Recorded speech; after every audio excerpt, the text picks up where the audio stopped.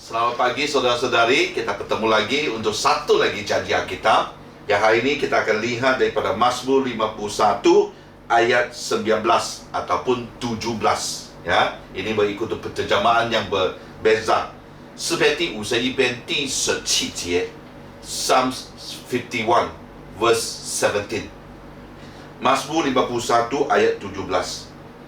Korban sembelihan kepada Allah ialah jiwa yang hancur, hati yang patah dan remuk. Tidak akan ku pandang hina, ya Allah. Korban sembelihan adalah salah satu kebiasaan ataupun budaya yang di mana dalam sistem kehidupan ataupun seharian untuk orang-orang Yahudi. Mereka disuruh untuk melakukannya, dan sentiasa korban sembelihan adalah tentang dosa untuk memberi kesyukuran dan juga memberi pujian dan penyembahan kepada Tuhan. Nah, memang untuk setengah orang Yahudi, ia adalah sangat penting supaya mereka menandakan bahawa inilah dosa saya. Dengan korban sembelihan itu, dia berharapkan bahawa melalui ketaatan dan juga di mana dia serahkan kepada Tuhan atas pribadinya, dia akan diampuni, ataupun Tuhan akan berkenan atas korban sembelihan itu. Tapi kebanyakannya di mana kita lihat bahawa ia menjadi satu ritual yang di mana seperti satu upacara sahaja. Mereka tidak menyertai dengan satu yang dikatakan di sini adalah jiwa yang hancur, hati yang patah dan remuk. Ya, di mana ia ada hanya satu upacara. Ya, dia tidak melihat bahawa kepentingan dalam korban sembelihan ini bukannya bahan yang disembahkan. Saya ingat dulu waktu saya kecil, sentiasa ikut mama, sebelum kita percaya Yesus lah, sebenarnya ikut mama untuk memberi korban sembelihan, terutama dalam perayaan-perayaan yang penting. Kita pastikan bahawa ayam yang dibawa ataupun bahan-bahan yang lain dibawa cukup untuk mendapatkan atau menguntungkan poin daripada Tuhan yang saya sembah waktu itu. Harap-harap daripada ayam itu dia akan berkenan. Ya, jadi upacara itu telah salah di mana saya tidak melihat bahawa pentingnya kenapa saya memberi persembahan itu. Bersyukur kepada Tuhan lepas percaya Yesus, saya tahu persembahan yang diberikan kepada Tuhan bukannya atas bahan ataupun benda yang saya berikan. Ya, memang hari ini kita tidak lihat di gereja ada korban sembelihan. Kita tidak lagi korbankan lembu ataupun kambing ataupun bahan-bahan makanan yang lain. Tapi adanya satu, kita memberikan wang persembahan, dan juga atas pelayanan kita. Kita mempersembahkan sesuatu kepada Tuhan.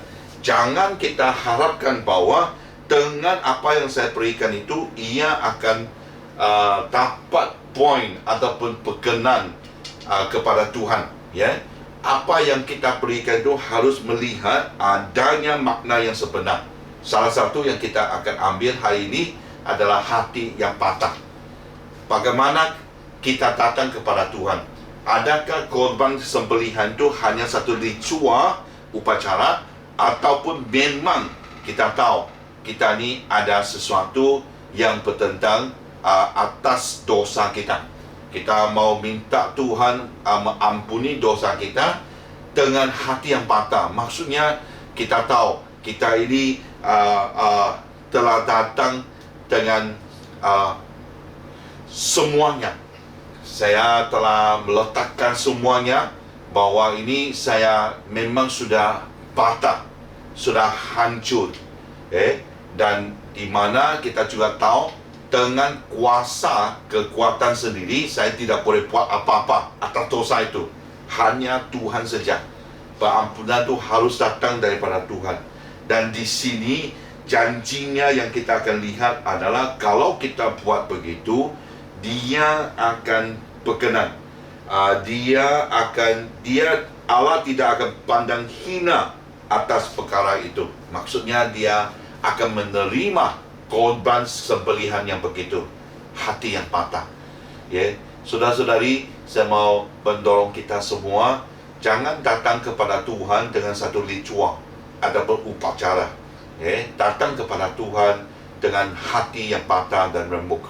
Ya, supaya kita tahu bahawa itunya yang Tuhan melihat.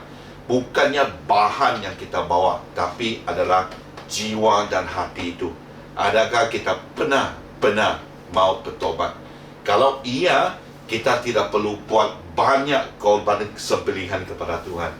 Kita puji Tuhan, bersyukur kepada Tuhan, sebab Yesus Kristus telah menjadi korban yang satu kali untuk kita semua. Dia melalui kematian dan juga kebangkitannya telah menyelamatkan kita.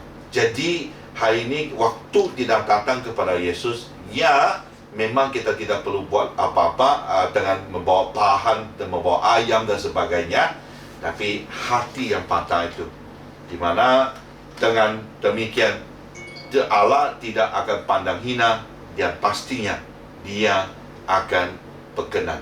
Amin. Itu janjinya Tuhan. Adakah kita datang kepada Tuhan hari ini dengan satu korban sembelihan yang berkenan kepada Tuhan? Saya mendorong kita semua. Kalau perlu, kita harus melakukan dengan betul. Dan janjinya pasti Tuhan akan berkenan. Dia pun tidak akan pandang hina. Dia akan menerima korban sembelihan itu. Amin. Tuhan memberkati. Hari ini hari Sabtu sudah. Mari kita siapkan diri. Malam ni English akan melakukan